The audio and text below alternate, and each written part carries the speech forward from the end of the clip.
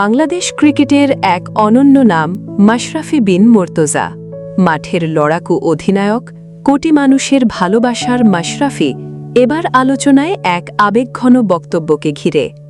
সম্প্রতি এক সাক্ষাৎকারে মাশরাফির বাবা জানান, গভীর কষ্ট আর অভিমান থেকে মাশরাফি তাকে বলেছেন, আমি মারা গেলে আমার মরদেহ যেন নড়াইলে না আনা হয়।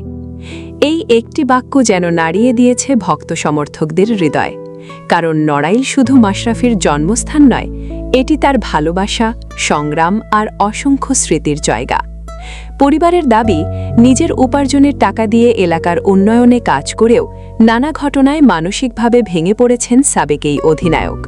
বিশেষ করে রাজনৈতিক অঙ্গনে আসার পর সমালোচনা, মামলা ও বিভিন্ন ঘটনার কারণে তিনি কষ্ট পেয়েছেন বলেও জানান তার বাবা।